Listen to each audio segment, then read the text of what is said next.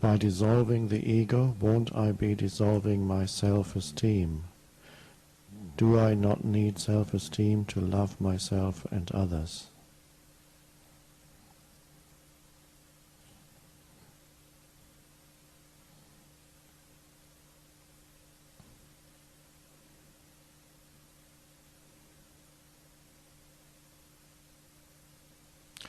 Yes, self-esteem.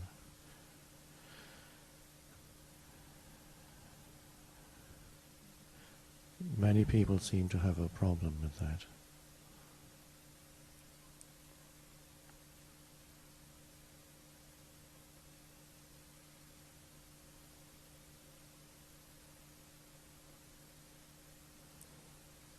Lack of self-esteem. I read a while ago that when the Dalai Lama was younger, he was meeting with a group of Westerners and they were talking about the lack of self-esteem, and he just couldn't understand that, what that was. And they tried to explain it, and then he went around the group and asked everybody, do you have that? And most people said, yes. Oh, it's very strange, self-esteem.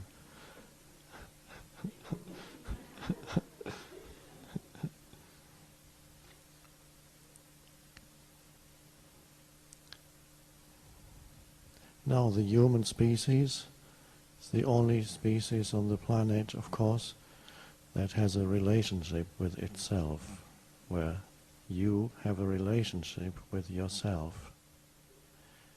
That's normal. But the cat doesn't have a relationship with itself,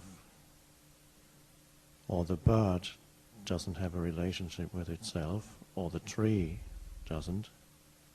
So, birds, cats, trees, monkeys, flowers, none of them have a problem with self-esteem, and even the most ugly-looking cat wouldn't have a problem with self-esteem.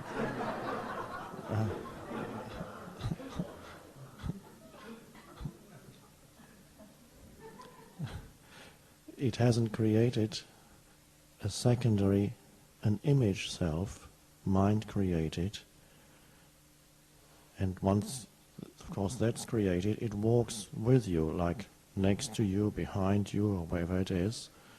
You always walk with a mental image of me, and you have a relationship with that.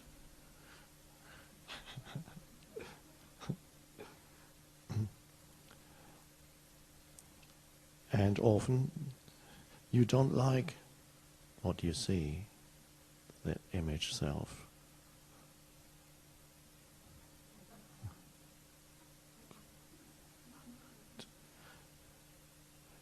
That's poor self-esteem.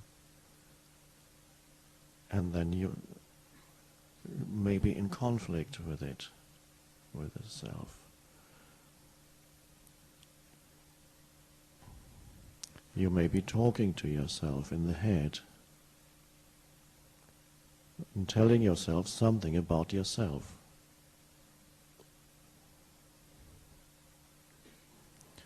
Some people talk to themselves in the first person, but many more people talk to themselves in the second person, as you. You see, you failed again. You see, you are not as good as. You see, you. Why can't you? And then at times, perhaps the self feels suddenly great about itself. Some people predominantly have low self-esteem, in other words, feel bad about the mind-made image me, feel bad about that, and then realize that some realization comes in when they realize that it is mind-created, and they realize, and usually in the West, it's connected with New Age teachings, and they realize that they can do something about their bad self-esteem, the image. You can actually change your thinking about yourself. First you discover that the thinking about yourself is predominantly or to a large extent negative, and then you see that's a little bit of presence is arising. It must be, because you are able to stand back a little bit and watch and see what you are creating with your thoughts. And then the possibility comes of changing your thoughts, your self-esteem, through workshops, affirmations, visualization, and all those practices. And then after a while, that image looks a little bit more comfortable, and you feel more comfortable with that thing walking alongside you. But since everything in form, all mind creations, thoughts are subject to polarities, you can't walk with a high, continuously, with high self-esteem and feel great about yourself. There's always a polarity to it. And it's usually bound up with what happens or not happens in your life, what feedback you are getting from others. And it is usually comparative. The self-esteem is comparative. How do I rate myself in relation to others? And that gives you the indication of where you are on 1 to 10, or whatever it may be. So self-esteem is is connected with the mind-made me, lack of it, or good self-esteem, but it exists within polarities. Even if you spend a whole year affirming continuously that I love myself, and maybe until now you hated yourself, and your house is full of little stickers, and wherever you look, you see I love myself, and you look in the mirror and look into your eyes and repeat that I love myself. To some extent, it works. To some extent, you have a better relationship with yourself. But there's always a downside. It's hard to sustain that, because the other polarity will manifest also in your life. And you go through life when, in order to know how you feel about yourself, you need to compare yourself with others. And then you say, oh, I'm actually better looking than this person, so I actually feel quite good about myself. I'm actually much more educated than that person, I feel good about. Or whatever you can get. Well, this person is ill and I'm healthy, so that's good. So you need, for self-esteem, if you look, you need relativity.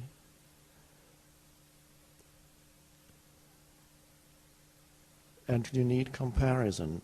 And ego is always comparing itself.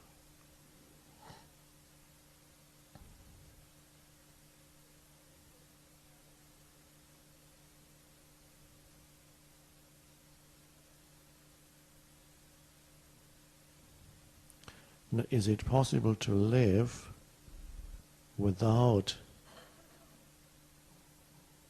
having a relationship with yourself? Neither good nor bad.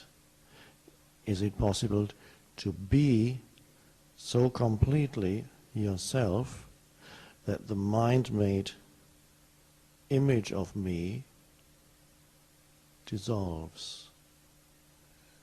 Yes, this is why we're here. This is the essence of our gathering, the mind-made image is connected to thought, to continuous thinking. It's fueled by, perpetuated by, upheld by the continuous thought processes, many of which are about me and myself. And so I have through thought, I have a relationship with a thought-made entity, which sometimes feels quite comfortable and sometimes feels not pleasant, don't want to live with that person. And of course it's true, many people live with a self that is very unpleasant, that creates a lot of trouble, a lot of problems, a lot of suffering, that continuously criticizes them, that continuously blames them, that continuously tells them they're not enough. And they live with that entity, mind-made, conditioned mind movements, conditioned in such a way that they attack you continuously, and that's the self that they have a relationship with. They would never live with a person like that. You would run out of the room. You couldn't live with a person for more than a day. If somebody you live with did that to you, what your self-image is doing to you through thought, you would have filed for divorce long ago. But you can't do that with that because you're on the mind. It walks with you. And there you have this complaining and whining and accusing and, oh, get away.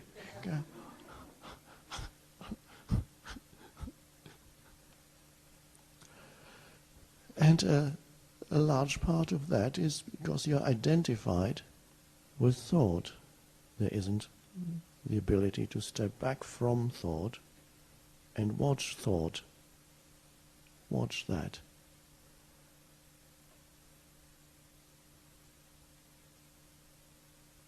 And here, the mind-made entity, because that self that you have a relationship with is part of the story-based self, the me. That was the self that I had a very unpleasant relationship with for many years. I had a very extremely painful relationship with myself. I couldn't live with myself anymore. And so I somehow said, that's it. I can't live with it anymore. That's it. But that was so total that I no longer fueled the self through thought. I didn't know anything about it. It just happened. So the mind-made image dissolved. The self that I couldn't live with, that was so heavy, dissolved. And what was left was simply I. So the I shifted from, whereas before when I said I was referring to myself, the unhappy, dense I, the story-based I, that dissolved. And then the true I emerged, had always been there. Presence. I am. Nothing in particular anymore, a simple sense of presence, of beingness. And for the first time I could walk and be without having a relationship with myself. And that there is something so precious in that I, or presence, so